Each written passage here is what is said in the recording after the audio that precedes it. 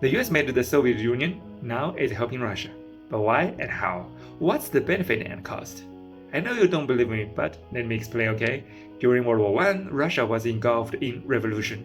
Britain, France, Japan, and other powers intervened in Russia's internal affairs, seeking to influence the outcome. The United States' involvement was minimal, sending only 4,000 troops, far fewer than others, like Japan, which deployed 70,000 soldiers to invade Siberia. This restrained approach was deliberate. The US avoided outright hostility with Soviet Russia while refraining from fully aligning with Europe, preserving diplomatic flexibility for the future.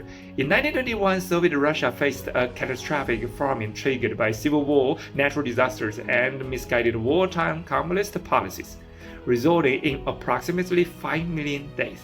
The US seized the moment, providing 800,000 tons of food and medicine, saving an estimated 10 million lives. Soviet authorities later acknowledged and praised this American humanitarian aid.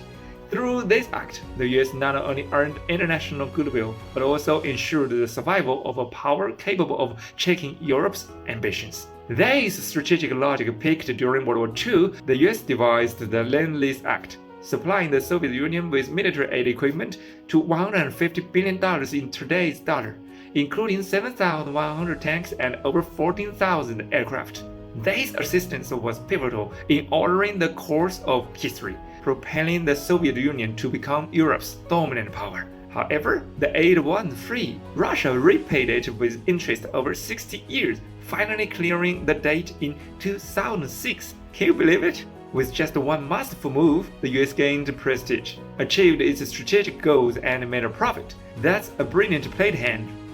It's fair to say the US of that era displayed remarkable strategic foresight. While Winston Churchill dreamed of a war outcome where Germany was crushed and the Soviet Union left barely alive, hoping to restore Britain's control over Europe, the US took the opposite approach. American strategists accurately foresaw the post-war landscape, understanding that a strong Soviet Union could instill fear in European nations. To secure global dominance in the New World Order, the US deliberately bolstered the Soviet Union within manageable limits. As predicted, European countries desperate for self-preservation clung tightly to the US for protection. This allowed America to secure leadership of the post-war global order. After World War II, the US and the Soviet Union entered a Cold War rivalry. On the surface, tensions were high but illicit.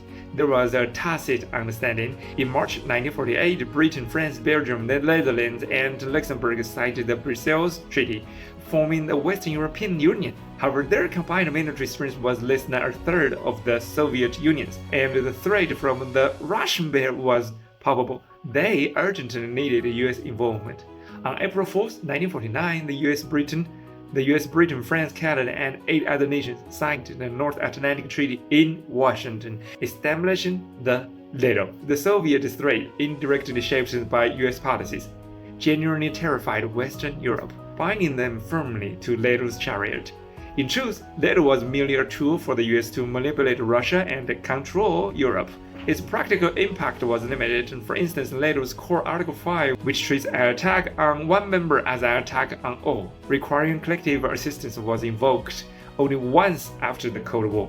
Through this intricate strategy, the US not only maintained Russia as a counterweight to Europe, but also solidified its own global hegemony, orchestrating a delicate balance of power with unparalleled precision.